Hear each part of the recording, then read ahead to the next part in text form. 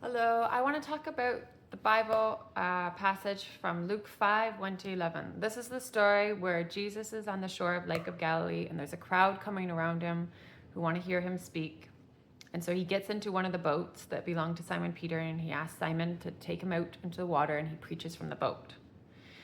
And when he's done speaking, he tells Simon, "Take your boat out to deep water and cast your net and we will catch fish." And to that, Simon Peter replies, "Master, I've been fishing all night and I've caught nothing, but at your word, I will do as you say." And we all know the story. What happens when he does what Jesus says? He catches so much fish that his nets are breaking, and then he calls out to his partners. They bring their boats out and they catch so much fish that their boats are sinking. And at this, he's astounded. He falls at the Lord's feet and he says, "Master, get away from me. I'm a sinful man." And then Jesus replies to him and his partners, "Have no fear. From now on, I will make you fishers of men." Everybody knows that passage, and I think we always say, similar things, that God will take our calling and he will align it.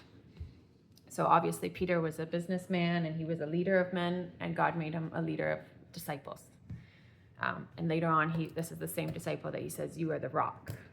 Peter, "This is the rock upon which I will build my church." And Peter also becomes one of the first people to speak once the Spirit falls upon them at Pentecost. And I think that's a very common message, and I 100% agree with that.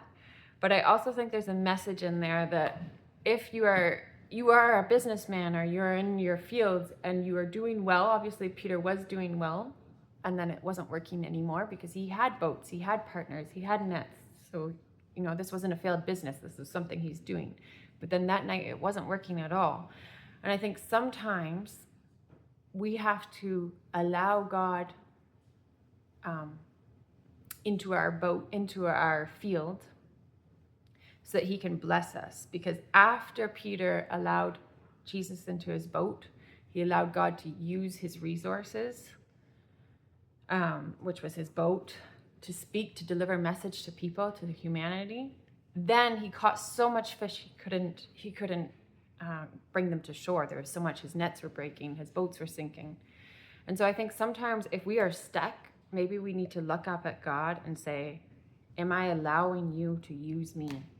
Am I allowing my resources to be used by God?"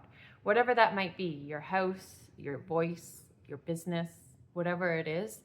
I think sometimes if you are stuck, it's important to look to God and say, "Come into my boat. Jesus, come into my boat."